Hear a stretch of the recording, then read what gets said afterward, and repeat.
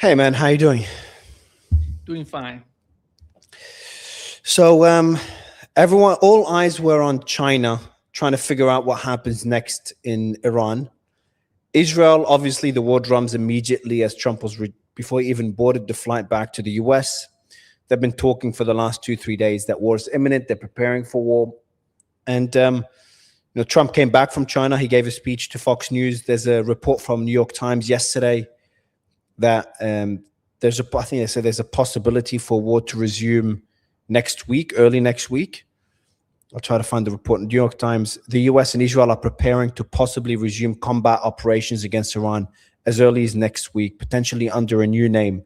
Options include more aggressive strikes on military and infrastructure targets, plus a high risk plan to use US special forces to physically extract Iran's highly enriched uranium. So that's from New York Times yesterday. What do you make of the trip to China, obviously, and what impact it would have, if any, on the war in Iran? Yeah, I think Donald Trump went to China basically when it comes to the Middle East. He had various sort of objectives with this trip. He wanted something different from China, which is not different. If you remember when the war in Ukraine started, we had the same sort of behavior on the part of the government in Washington. Not only the government in Washington, the Biden administration, together with Olaf Scholz in Germany, Emmanuel Macron in France, they tried to do everything to separate China from Russia. Mm. We know what has happened during those days. This is the same sort of attitude by the establishment in the United States. They felt that they can go to China. They can literally, Donald Trump, what Donald Trump is talking about, as we've learned from his latest interview with Sean Hannity. Fox. Yeah. Yeah. And he basically says that he didn't approve that $11 billion in weapons to Taiwan. He has to sign it, but he didn't do it yet. And he's trying to do something with the case of Taiwan, or maybe that related to the Middle East? I don't think so, because China doesn't mess things up. They don't see these things this way. The What's going on in the Middle East, and we have to remember, before Donald Trump going to China, we had Iranian foreign minister going to China. So they have coordinated, in my opinion, everything. They knew what China would say to the United States and what the United States can ask China, because it's all about the Strait of Hormuz. The irony of the situation we're in is that the Strait of Hormuz was never the problem before this war started. And right Mm. now, everything is about the Strait of Hormuz. Donald Trump is trying to say that it's all about the Iranian nuclear program, but it's not. The reality is the Strait of Hormuz right now. Mm. So he wanted something from China with the case of Iran. He didn't get it. The assessment is that, in my opinion, that China is not going to help Donald Trump with the case to open up the Strait of Hormuz. They support opening up the Strait of Hormuz. Iran supports opening up the Strait of Hormuz. The main reason that we have this sort of problem in the Strait of Hormuz is the American blockade of Iranian blockade. And But this why do is you the think? complexity of the region. And China can do, somehow they don't have the problem. Look at the situation in China with it, considering the energy. They don't have that sort of necessity as the global economy is feeling right now. They have their sort of shortage, but it's not that much important for the big picture of the Middle East, because they want. We, I think we have to understand that none of these two countries, big players, in my opinion, Russia and China, want the United States in the Middle East. Iran doesn't want the United States in the Middle East. And they support this sort of concept on the part of Iranians. That's why we are hearing behind the scene they are negotiating, talking to each other, Iran, Russia, and China. How can they bring peace and prosperity to the region, to the Middle East, which, by the way, Russia would benefit from that. China would benefit from that. Russia sees the full picture of the Middle East, which goes to the South Caucasus. The South Caucasus is of particular importance for the security of Russia. They know how they can manipulate this case of Syria. The Syria can spread all to the South Caucasus in the eyes of Russians, because they had this conflict for when Vladimir Putin took office in 2000. The basic problem in Russia was some sort of civil war. They had the war with Chechnya with Dagestan in Russia. We had the far right, Salafism fighting the Russian, government, and he had to fight them for 10 years. Then we have right now Chechnya and Dagestan being allies of Russia, even during this war in Ukraine. If you remember that mutiny of Prigozhin, it was a serious issue in Russia. You see 25,000 Chechnya, Ahmed Brigade, they were prepared to destroy, the Prigozhin and his army. Wagner group, yeah. Yeah. This is the reality. They see the whole region together. It's part of the grand strategy on Russia and China. China doesn't benefit from chaos. They want calmness. They want all of them together. Unless, they don't want. Isn't there an exception? Iran. Isn't there an exception if it weakens the US though? Yeah, the United States has decided to weaken itself in the Middle East. Look at today. Look at what's going on in GCC countries. Look at what Israel is doing to one of the most important allies in the Middle East with the UAE. What they're doing to UAE. The question is, why are they doing this? Why do they need to do this? We know why Iran. We know. You remember you asked me why Iran has attacked UAE more than Israel. Because they had the intelligence. They knew what's going on in the UAE. But Israel just throwing them under the bus. Yeah, that was crazy. What is that? You have to So understand. just for the audience, what Nima is referring to is Netanyahu's office putting out a statement that Netanyahu came to the UAE, and the UAE within hours said, no, he didn't come. I believe he did come. But why would he mention it? That was really bizarre for me. Because they don't want the Middle East to move toward, as they call it right, a non-aggression pact between Iran and GCC countries. That's why I'm telling you that behind the scene there is something going on, considering Russia, China, and Iran, and the whole Middle East. But what's going on? It's not just about Netanyahu. When UAE denied that sort of meeting, so we had various, sort of outlets in Israel mentioning it wasn't just Benjamin Netanyahu, the head of Mossad, the head of Shin Bet, the IDF chief of staff. This is not friendship. Everybody can see what's going on with Israel. And they want, it's not just about GCC countries and Iran. They don't want any sort of unity within GCC countries. They want to make some sort of chaos, the way they did during the war. I think someday we're going to learn the force flag operations of Israel during the war and how they try to manipulate the whole region when it comes to Saudi Arabia, Qatar, Azerbaijan, and Turkey. We're going to learn more about it as time goes by, and they're going to be more, transparent about what has happened during 39 days of war. Even elements within the UAE were, and especially in the early days, they're very skeptical of Israel, even though they're working very close with them. There were a lot of talk in the UAE. Do you remember when the Channel 12 report came out that the UAE is attacking Iran and attacked, I think, a desalination plant in Iran? The UAE immediately rejected it, and then they started questioning on why Channel 12 will put out such a report. So yeah, there is also a lack of trust. We saw the letter from Al Habtour in the UAE against Israel. I'd be surprised if the Gulf don't come together and the Saudi efforts to bring some sort of pact, a non-aggression pact, maybe even some sort of alliance, despite what happened with OPEC, despite the split between Saudi and the UAE. I'd be very surprised after this war if we don't see the Gulf, including Iran, get closer, despite Iran attacking them. I'd be surprised. And obviously that's not something that Israel would want to see. But now that depends on what happens next, because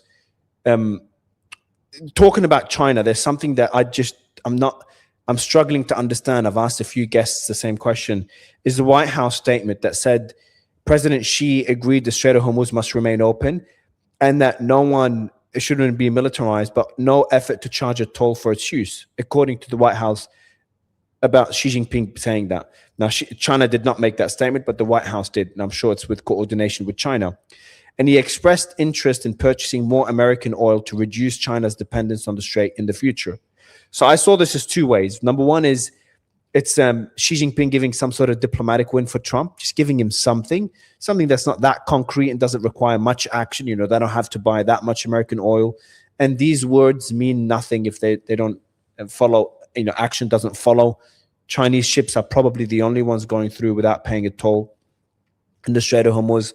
But that statement, that's one side of it. The other side is, and I want to get your thoughts on it, you'd probably disagree with this one, is that I've been saying for a while that the demands on the Iranian side are starting to go too far. When they said control the Strait of Hormuz, I thought it was fair and pragmatic because for reparations to make up for the damages.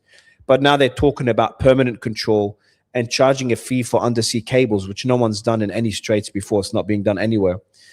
And they're talking about permanent ownership, number one. Number two, they're talking about lifting of sanctions and unfreezing of assets and reparations before even discussing the nuclear program. Putting right or wrong aside, it's obviously impossible for Trump to accept that deal. So then my theory is that there's a possibility that now Iran is very emboldened by their win, that they're asking for too much, that even China, in discussions with Trump, they're like, Trump, we need you to off-ramp. We need peace and stability. But Iran is asking for too much. So we're going to side with you. So Iran concedes a bit more so you guys could make peace. So these are the two explanations. One is actually siding with Trump to get Iran to get a meet a bit more in the middle, or the other one is empty words to make Trump happy, but doubling down on their support with Iran. With the case of China, they mentioned 2 points, in my opinion, that it was coordinated with Iranians before, we had it, as I've mentioned, the meeting that Iranian foreign minister had with Wang Yi in China, foreign minister of China. And the 2 point is opening up the Strait of Hormuz and demilitarization of the Strait of Hormuz. These 2 points, Iran has no problem with these 2 points. With the case of the toll system that you've mentioned, China wants to call it administrative and environmental fee. Oh, really? So, yeah, they call it administrative and environmental fee. So it doesn't matter, if that's the case for them, they can call it administrative fee. So they're not basically rejecting or pursuing the same sort of agenda as Donald Trump wants. Donald Trump doesn't want anybody to pay any sort of toll in the Strait of Hormuz.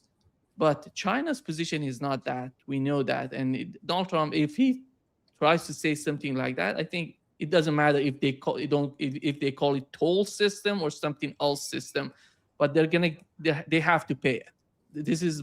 And the other point that you've mentioned about the internet cables, Iran is not saying that they're going to charge countries for these internet cables. They say if they control the Strait of Hormuz, if something happens to these cables, it's going to be part of the Iranian technical teams to repair that.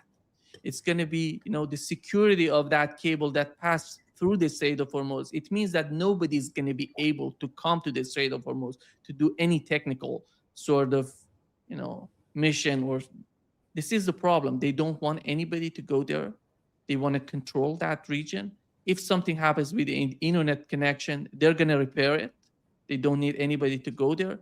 That's why, but they're not going to charge. I have never heard a single sentence that they're going to charge anybody with the internet cables. So the report on, it's not official, so report by Fars News. But even if it's repairs, international norms, that's just repairs. That's not military infrastructure there. I think not allowing international companies to repair those cables, they're pushing it too far. That's a lot. We are living in a lot of tensions are happening right now. It depends on what we're going to have at the end of this conflict. Because the repair of the internet cables can be somehow coordinated with other countries, with China, with Russia, with other countries, with Saudi Arabia, the governments who are living in that region. I think there is no problem on the part of Iranians if they can reach some sort of security architecture for the region, because in that security architecture, all these details can be mentioned. And when we're talking about the non-aggression, sort of pact, We had the same between Iran and Russia. This strategic pact, or this strategic sort of partnership between Iran and Russia. You look at the document, at the end, one of the most important sentences in this document is that none of these two countries, Iran and Russia, would cooperate with the enemy when the enemy attacks one of them. It's somehow ridiculous. What is this sort of partnership? But this is not the reality of the partnership as we've been witnessing so far. There are things that are not mentioned in that official document that we've seen, we've read. There are details in that document that are not obvious for us. I think that sort of details can be documented in this non-aggression pact in the region. And I don't see any other solution for the region, by the way, because look at what has happened so far. Who's selling oil? Who's selling gas? It's not Saudi Arabia. It's not Qatar. Other countries in Iran is not doing that. And so the chaos in the region is not connected to Iran. It's connected to all the countries in the region. And they have to come with some sort of, understanding that benefit all of the countries, not just one of them, two of them, all of them together. That's the prosperity. That's why, we had this sort of concept within the European Union, which failed, in my opinion, totally failed, the European Union and the concept. But there has to be some sort of partnership. They have their differences. That's normal. Russia has its differences with Iranian foreign policy. China has its differences with Russia. We know that. We understand that. India the same way. But after all, they understand what is the common interest when it comes to the strategic sort of behavior, the strategic sort of policies of the grand strategy of each government in Iran, in Saudi Arabia, and Qatar, and Oman. But why? Do you think the demands on the Iranian side of saying we don't want to we want the lifting of sanctions, the unfreezing of assets, reparations, and permanent control of the Strait of Hormuz before we even discuss the nuclear program? First, do you think they're serious with those demands? And number two, they're totally serious with those demands. But do you know this is them? But do you know this is them saying we don't want to deal, walk away? That's exactly what they're saying. Exactly. Because if there's going to be some sort of deal or some sort, I would say Iran is seeking an agreement, not a deal. But what is that agreement? An agreement between Iran as a country and the United States as a country, not Pezeshkian and Donald Trump as two presidents of these two countries. Iran had the same sort of problem. Going back to JCPOA, Iran signed an agreement with the United States, which wasn't ratified by the Congress in the United States. So what has happened then? What was the problem? The next president, which was Donald Trump, withdrew from JCPOA. He said it was a sham. It doesn't matter to us. And Europeans didn't have that much of power to influence. And the regime of sanctions got back. We had the snapback sanctions, the regime defined in JCPOA. And Iran achieved nothing. So for Iran is you're gonna have an agreement or you're gonna have nothing. It doesn't matter. But does that allow? So the Omani side of the Strait of Hormuz, that's nothing to do with Iran. So you're saying if those remain international waters and ships go through the Omani side, not the Iranian side, that's their right. So that Iran means doesn't see international water. Iran doesn't see that as international waters. Not international. It's Omani waters. Omani has sovereign waters. So are you saying if you're talking about fairness, maybe not talking about fairness because Iran was the victim of a war of aggression, but if we are talking about a post-war framework, if Oman wants to maintain their side as it was before the war, will Iran accept that? Because right now, Iran's sphere of control includes the Omani side of waters. Now, they are doing some sort of deal. We don't know the details yet. But if Oman makes that decision, then the Iranian strategy of charging a fee may not work anymore. Unless they militarily enforce it in the Omani side. Because that's going to bring problems again, as we had before this war started. If you don't have some sort of common sense in the region that you are connected to each other, you're not separated from each other. and your destiny, your prosperity, your tranquility, your future is not separated, is connected. It's like, I would say, it seems like it to me. Look at Russia today. Russia can, during those days of wars, 10 days of war, it was some sort of civil war. They can destroy all of, Chechnya, Dagestan, saying you don't matter to us. But no, the final goal was to unify the whole country. I see the whole Middle East as a sort of Russia. They have their differences. Russia is not, you have, in Chechnya, you have Muslim culture of Muslim people, in Dagestan the same, which is different from the culture in Moscow, which is a Christian culture. I see the same thing in the Middle East. I see Middle East even can be better than that. But those are sovereign countries. If so, Oman should have the right to do in their waters what they choose. They're sovereign countries. I'm sure about that. But I'm thinking, I'm saying that the future, if we're going to get back to what it was before this war started, so what was the outcome of this war for Iran? If they can pass through the Strait of Hormuz using, close to the Omani border, how is that going to change the behavior of the GCC countries? That's not going to happen again. But they got to do. But you have to get back to help the United States and Israel to attack Iran again. It wasn't Iran that started this war, and I don't see Oman going that way.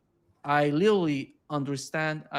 My understanding of Oman is they're so much strategic in the way that they're thinking about the region. They know that's why they try to do everything to bring the United States and Iran together, which was failed. It wasn't the fault of Omani government.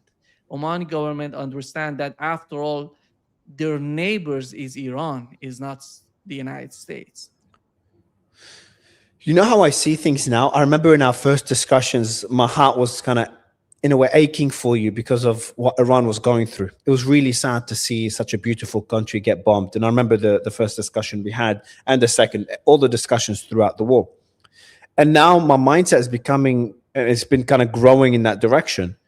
It's like, Iran, look, you guys won, but we need peace. And if you keep pushing, I worry we're going to get back into war, and you're kind of forcing Trump back into war. Now, obviously, Trump can walk away, but there's only so many L's, so many losses he can accept. Control of the Strait of Hormuz, maybe he accepts that. But if it's permanent, then it becomes a problem. Pulling out American bases, that's a multi-decade thing. It doesn't happen over 5 years' time. So my concern right now, it kind of leads to my next question, is that Iran's position is so maximalist, just for, like, I know you disagree with the term, but I can't think of a better term, that I feel like even though Trump doesn't want this war, we may see a resumption of the war. So my question is twofold: your comments on my position, but also, more importantly, the likelihood of a continuation of the war. I know before you thought it was likely. I'm not sure if you're in that same position now post Xi Jinping meeting. Donald Trump said in the same interview after meeting Xi Jinping, he said, I started this war to help Israel, Saudi Arabia, UAE, Qatar, all GCC countries together with Israel. I don't see that. He did it for Israel. He did it for Israel. Maybe he convinced GCC countries that they're going to have it in 4 days, in a short period of time, and they're going to benefit from that. He tried to deceive them, but that didn't help. And right now, arguing that the war is happening because they want to help Saudi Arabia, Qatar, GCC countries, that's a lie, total lie. Because it's helping American interests in the region. That's why I'm telling you, Donald Trump doesn't matter anymore. He tries to, because what he says, it doesn't make sense anymore. Why are you arguing that what you're doing is benefiting GCC countries? That's not the case. They're not talking this way. They're getting to the point to understand they're not selling oil, they're not selling gas, they're not selling anything. How are they benefiting from the situation they're in right now? Who's benefiting from that? Israel. Israel wanted the United States in the Middle East. Israel wanted this sort of chaos. We know what has happened between Saudi Arabia and UAE before this war started. There are differences in Yemen, Somalia, Libya, all the What is that? What is that? Who created those sort of differences? I think these countries need to go deeper with what's going on with the case of the Middle East. It's not just about Iran, because everything happens. They say Iran is the problem. No, there is no unity within GCC countries. What is that problem? What is? This, as you mentioned, these are not big countries with huge populations. So they have to understand the fragility of the situation they're in. But you don't see that happening.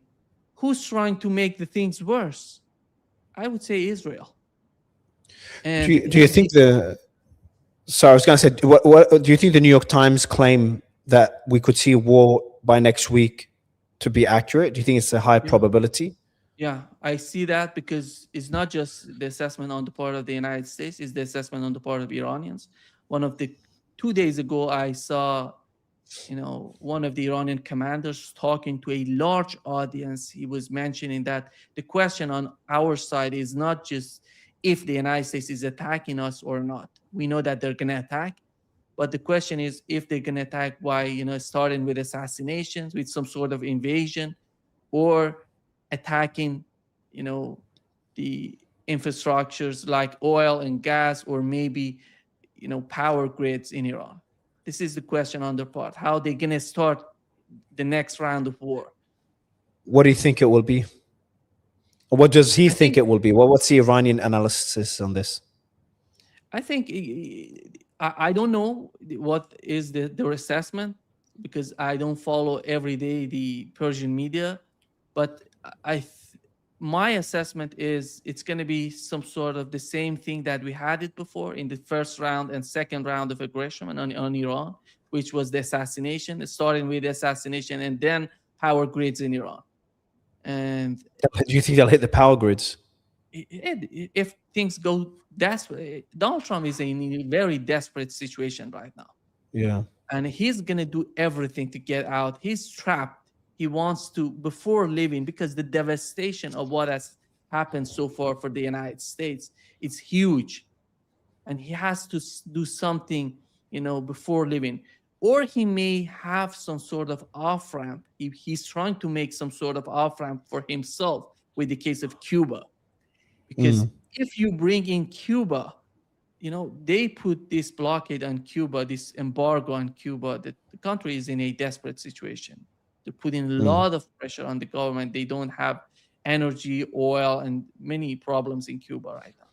If he does something in Cuba, that could bring some sort of leverage for him to sell to the people in the United States. Oh, we have a new sort of leverage. We have Cuba on our side. Cuba is free, liberated. So that gives him like an off ramp. That gets distraction away from Iran. That will be like his only way to get out of it. That may happen. But with the case of Iran, I don't see Donald Trump going to get anything. That's why Iran is talking about they're not talking about the Iranian nuclear program. Right now, the basic problem is putting an end to the war on all fronts, which is impossible. Impossible, I would say, with the case of Israel and Lebanon. Because Ben Gvir is talking about sending satellites. Man, I saw that. Part of Lebanon. I saw that. Unbelievable. He talks about this is that the is way crazy. that little by little they annex the land of other people. What an asshole. Yeah, that was crazy, that statement that he put out. So if we see a continuation of the war, just remember Golan Heights. Just remember Golan Heights, Donald Trump came in the East Jerusalem. East Jerusalem is not Israeli. They occupied East Jerusalem. And the West Bank, look at the situation in the West Bank, in Gaza, in southern part of Syria. They're advancing. It's not just about Golan Heights. They want to go to Damascus. How do you think the Iranians would respond to new strikes? Would we see the same responses before, kind of tit for tat? Or could we see a very different approach on the Iranian side this time around, knowing that they may have escalation dominance? I think we're going to see some sort of, I don't know, semi-preemptive attack on the part of Iranians. Whenever they feel that the United States is, because it's a huge part of gathering intelligence and finding if something big is going to happen, and how they can go with some sort of preemptive attacks, because the war has totally changed Iranian strategy toward their concept of war. They've learned a lot during the first round and second round of war, and there are many people right now arguing that a preemptive attack would be a solution, or to diminish the US sort of leverage or power to hit Iran. And I A don't know preemptive what attack on the that Gulf again. depends on the targets that the United States is trying to get. Because if things go south, there are going to be desalinations plants being hit. Everything going to get hit. I don't know how the region can survive that sort of situation. And if the United States wants to go that far, this is a suicide for the United States, after all. For the Gulf, not the US. The US won't get impacted that much. No, for the Gulf, but Donald Trump, remember that they had started attacking Iran with, that school in Minab. 168 kids were killed. Yesterday, we had, not just yesterday, in the last week, we had Pete Hegseth, the commanders, various commanders under his administration. They were asked about what has happened during those days. What are the targets? You've hit more than 20 hospitals and schools in Iran. Are they investigating that? They don't have any sort of answer. The problem for the United States, for Donald Trump, not the United States, for the Trump administration, is that they're approaching the midterm election in the United States. Yeah, there's one of my guests. But one of my guests said, Mario, there's a possibility. He also believes, he's an economist. He also believes the war is over. The war is going to continue. It's far from over. His view is that this is mainly about China and getting more leverage over China by controlling the Strait of Hormuz rather than Israel. That's his view. But he said, Mario, he believes that Trump has given up on the midterms, and winning against Iran is more important to the US decision makers or to the Trump administration than the midterms. That's his position. And if that's the case, then... No, that's not the case. Look at the talks, between, the two parties, Republican and Democrats. They don't talk. We had, let's go with the new article in the Atlantic. Robert Kagan. Robert Kagan, yeah. Yeah, Robert Kagan argues this is the hardcore neocon Zionist. You call it. He has everything in him. And he was one of the main advocates for this war in the Middle East for many years. He's right now saying us that the only solution for Donald Trump is just leaving the region.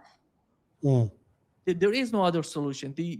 The other point that he's mentioning, that the full occupation of Iran, which is impossible.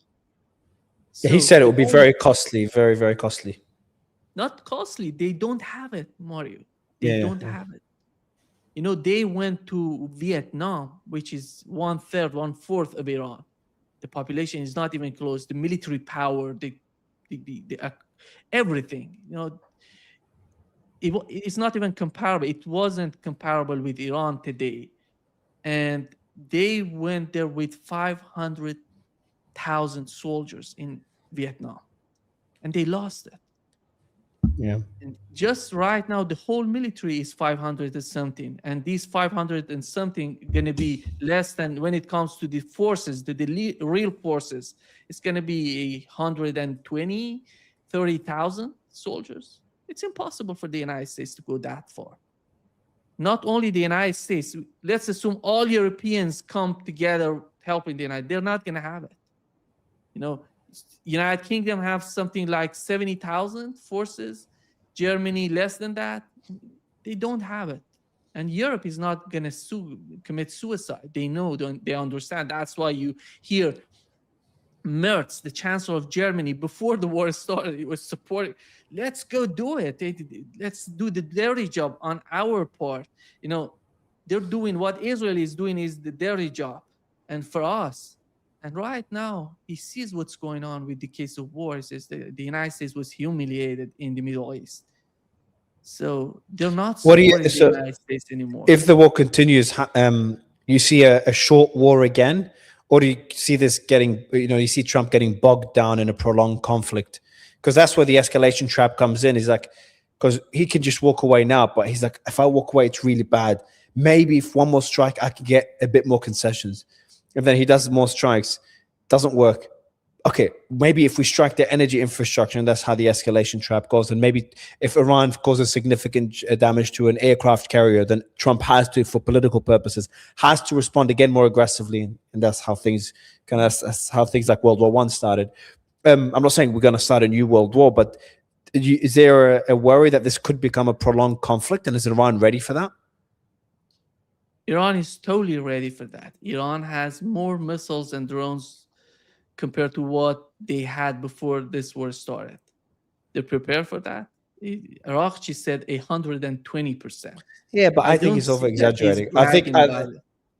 I think it would be. Like, I know that the reports on the Western media that it was like 50% down has obviously been debunked by the CNN report. They're talking about 70%. Their assessment. Yeah, now 90%. Iran has 70% of the arsenal 90. They had before this war started. No, I think it's 90% now, according to the latest CNN report, if I'm not wrong, because they've removed the rubble from the entrances to a lot of these underground bunkers. So CNN report says 90%, which I tend to find obviously more believable, but 120, because the US dropped such a significant amount of ordnance on the country that saying that even 90% is a high number. Let's assume Iran is bragging. These estimations are optimistic, or they're giving which is already crazy. Yes, 90, even 70% is crazy. Yeah, the United States is not going to be able to fight this war. It depends on the intensity of the third round of war. It can take something like 10 days, a week. It depends on the intensity. It can take like something 2 weeks. And I don't see look at what has happened so far. Iran has produced more weapons, more missiles and drones since the ceasefire started. The United States did the United States replace any of those radars that have been destroyed during the war? No, it takes a long time to replace them. They're not producing that much of missiles, cruise missiles, JASSM, JDAMs, interceptors for THAAD system, PAC-3 for Patriot system. They're not producing that much of that. That's why I don't see the United States being able to continue this war the way it was during the 40 days of war, because that war has happened with some sort of understanding that they can bring down the government. But let me put it this way, Mario, because it's not about Iran. Iran is just sitting back and watching what the United States want to do. They're going to react, or they're going to respond to the United States. Today, what we've learned from Robert Kagan, he simply says, this is the moment that the United States has to leave the region because they don't have a viable choice, a viable option. The other part of neocons in the United States are arguing the United States can continue this hostility in the region. They can continue with the blockade or with some sort of blockade in the region, cooperating with GCC countries, and again sending weapons to Iranian people and make some sort of chaos to do so-called regime change in Iran. This is the two concepts of the neocons in the United States. I think the second option, which is totally basically seeking regime change in Iran, is outdated. They don't understand the reality of what's going on today in Iran. What about the first option of economic warfare? Do you think that could work? Because we're getting conflicting reports on how badly. Most reports are indicating that Iran could withstand this for a few months, but there are other reports saying that the economy is showing significant troubles. Hard to know. What's your sense? No, Iran is not. I would say the pressures on the Iranian economy are there as there were before the war started.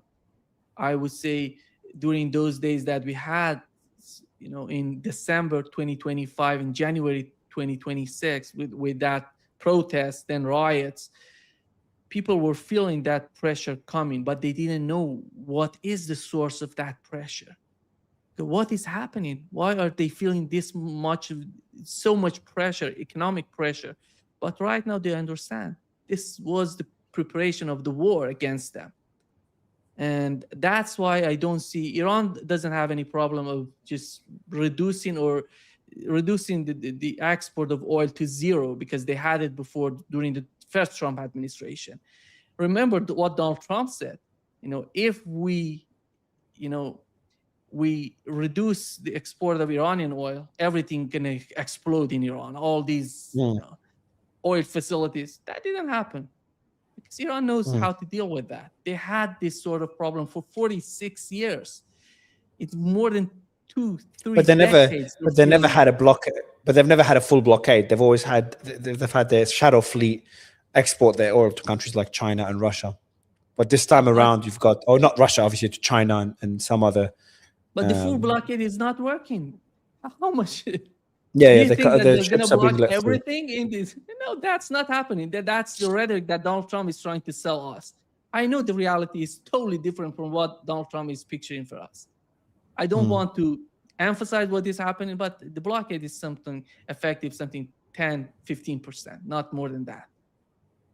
We know what's happening with the case of Pakistan, the cooperation with Pakistan, and how Iran is, Iran is not only just the Persian Gulf. You go up to the Caspian Sea, they have their connection. They don't have these sort of problems like other countries in the region.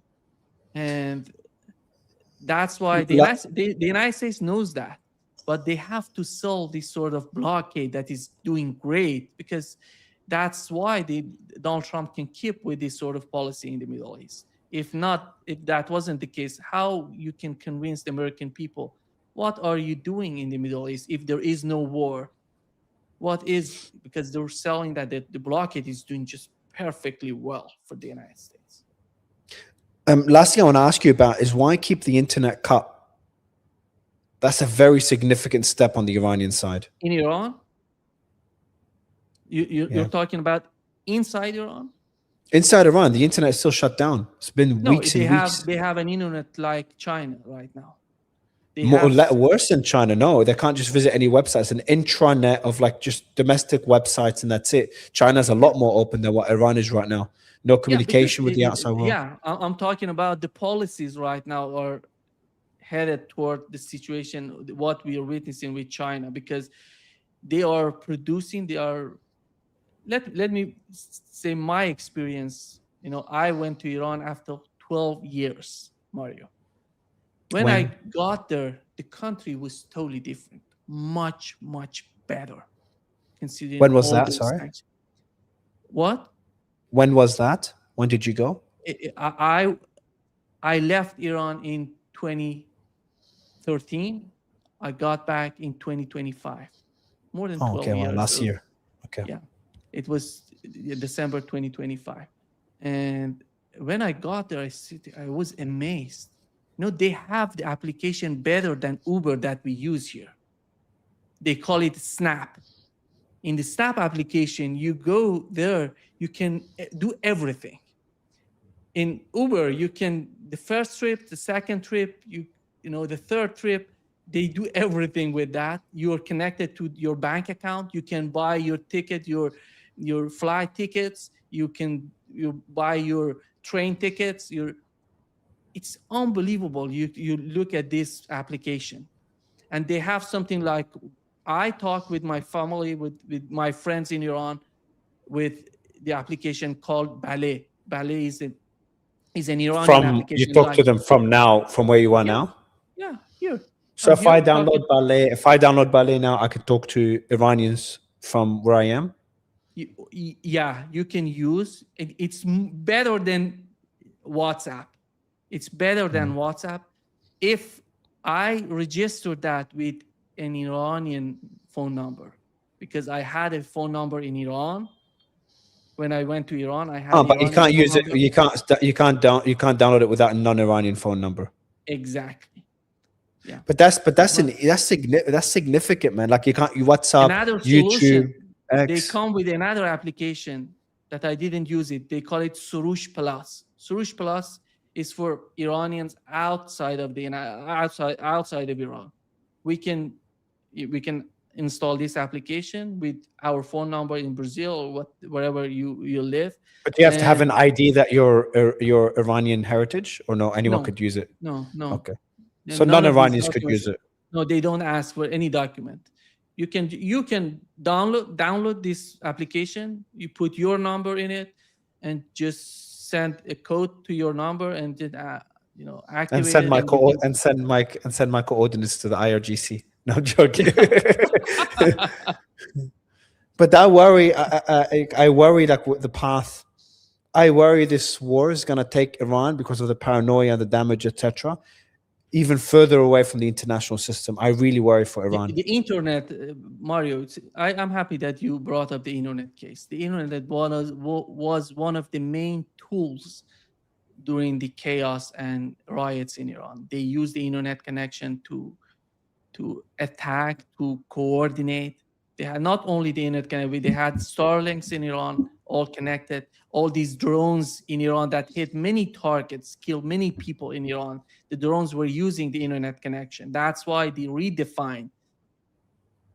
Right now, for those people who want to use the international internet, they can register in Iran, as they call it, I don't know, Pro Plus, something like that, Internet Pro Plus.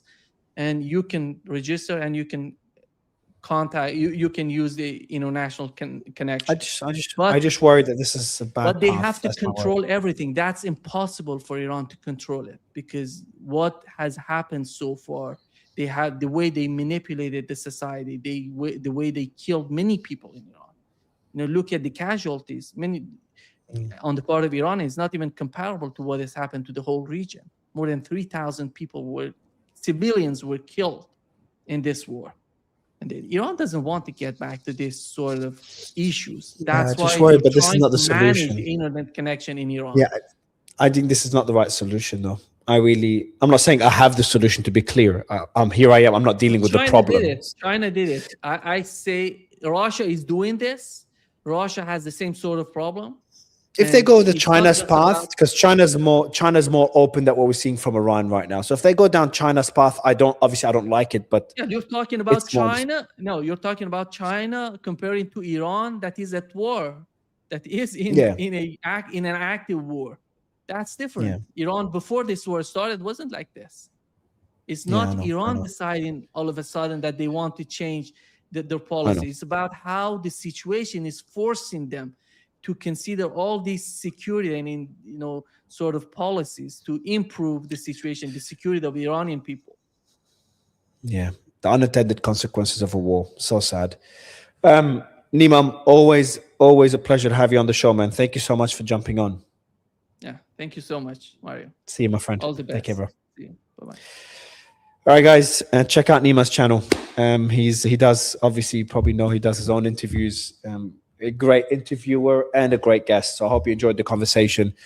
And we're going to take a quick 1 hour break. And then we've got a lot of interviews scheduled for you guys. We've got our regular Lieutenant Colonel Daniel Davis coming on, then Dimitri Laskaris. Then we have Martin Wolf for the first time, talk about the economic situation. Then we have Stanislav Krapivnik to talk about what's happening in Russia, Ukraine. A lot of developments there. Then we have a new guest called George Beebe from the Quincy Institute coming on, first time on the show. Colonel Anthony Aguilar coming on, a regular on the show. And finally, Larry Johnson, our regular as well. So it's going to be a big day for you guys, talking mainly about Iran and the meeting in China, but a lot of focus on Russia, Ukraine. A lot of significant developments happening there, including an official on the Russian side threatening European countries to strike European assets or NATO assets in the region, from what I understand. I'll go through it in one of the interviews later on today.